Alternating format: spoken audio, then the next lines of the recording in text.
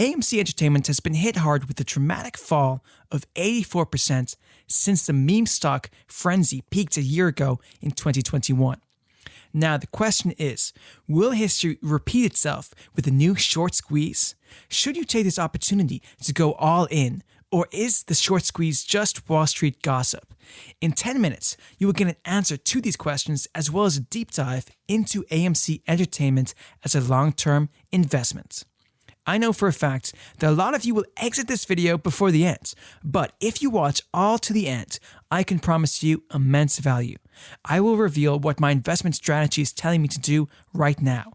Needless to say, this is no financial advice, but I'll do my best to provide you with the tools, mindset, and information to make the right decisions in the market. Before we dive right in, hit the like button to see if we can hit 20 likes on this video.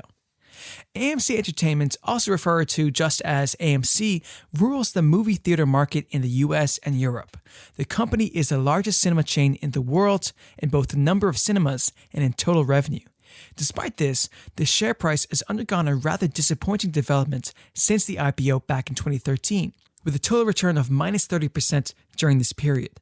The only exception to this negative trend was in 2021, when we saw a lucrative but unsustainable 2,700% increase, driven by a massive short squeeze. Now, the stock price is back where it started in May 2021, and many investors are asking themselves, will the outcome be the same in 2022? To get an answer to this, we have to know the reasons for the current AMC collapse. There are mainly three.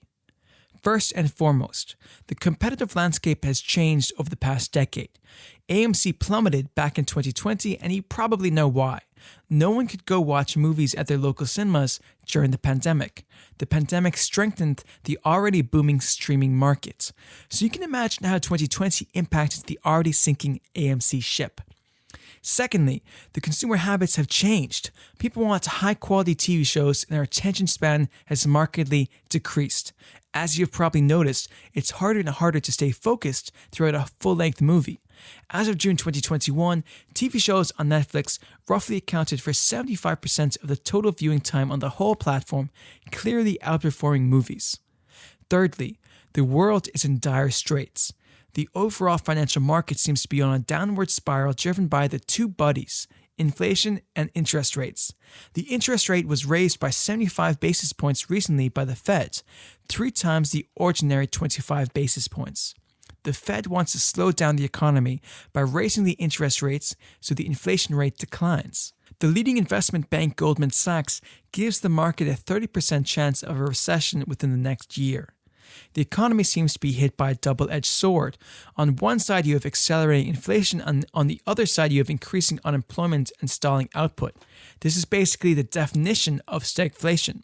In this situation, you'd think that the consumer will cut back on cinema tickets as well.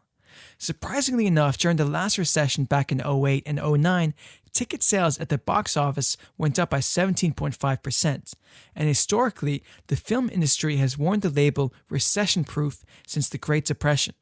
The general psychology has been that if the times get tough, entertainment is more important than ever. Now, if you're investing in AMC, either betting on a new short squeeze or as an investment for the long term, you have to know the fundamentals of the company, especially now with the potential recession. I'll take you through my fundamental valuation of AMC the Warren Buffett way.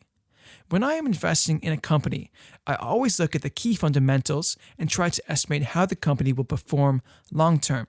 To do this, I look at the company's performance, debt, and profit margins. This method measures an asset's worth based on objective calculations instead of using the current market price of the asset.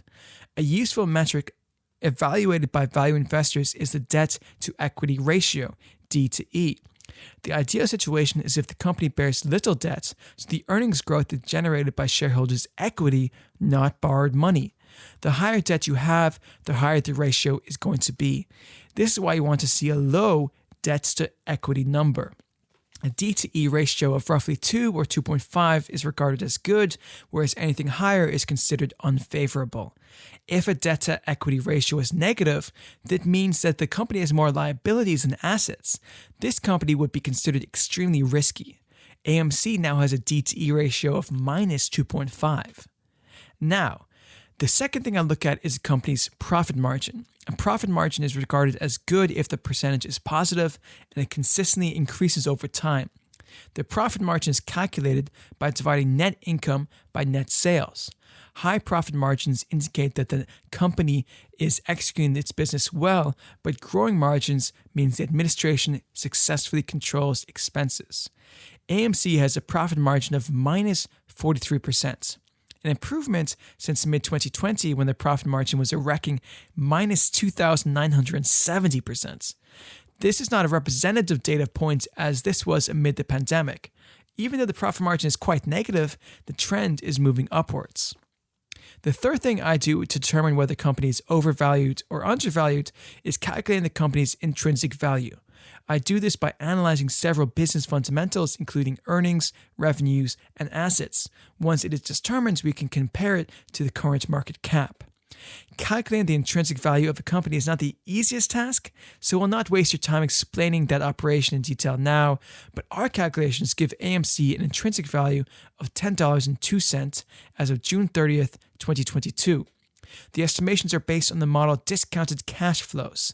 As the current share price is $13.65, the intrinsic value suggests that the stock is overpriced by 27%. Now, let's see if there's potential for a new short squeeze. But first, if you found any of this interesting or educational so far, like the video and subscribe so that we can make even more videos like this. First, you need to know what a short squeeze is. Shorting a stock is betting against the company by borrowing stocks to later buy them at a preferably cheaper price. In other words, the shorters wish to profit from a depreciation in the stock's price. Normally, shorted stocks indicated that the company is overpriced.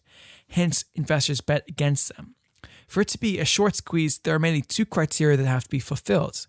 Usually, the short interest rate has to be above a 20% threshold. Secondly, something or someone has to trigger a massive buy pressure of the stock. In 2021, both GameStop and AMC shares were heavily shorted by large institutions and professional investors. Retail investors, on the other side, gathered on Reddit and other social platforms to organize coordinated accumulation of both GameStop and AMC shares. The AMC stock skyrocketed with a 2,700% increase. But what's the situation now? The hedge funds are definitely in a tricky situation. Some hedge funds continue to double down on short positions as they opened these short positions back in 2019 and early 2020 when AMC was on the brink of bankruptcy. Back then, the stock was trading at $3 to $4. It is now trading at $13.65, which means that these investors are underwater. And if they keep holding their positions, there is real potential for a new short squeeze. Another thing pointing in the same direction is the difficulty of finding AMC shares to short. As we can see, short sellers ran out of shares to shorts for the third time in 4 hours on the 21st of June 2022. This can happen to heavily shorted stocks in the case where investors buy the stock, pushing the price up. The shorters have to cover their losses by buying the stock, which pushes the price even higher, creating a short squeeze. As I mentioned at the beginning of this video, I often use my custom-made trading strategy to evaluate a potential stock position. This trading strategy triggered a sell short position on the 12th of April this year, which would have given a 25% return. 1 week ago, the same indicator triggered a buy position. This strategy is built on several technical indicators and has been in development since 2020. During the next months, I'll make this strategy available to you as a subscriber of this channel.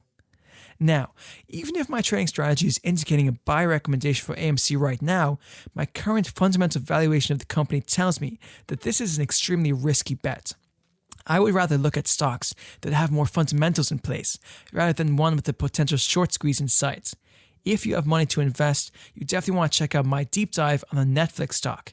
My current valuation of that company indicates a 247% estimated upside. If you want to use the same analyzing tool that I'm using, you can find a link to our advanced fundamental analysis tool in the description. This is free, and all I ask in return is for you to like this video and subscribe to my channel if you get any value out of this. See you next time.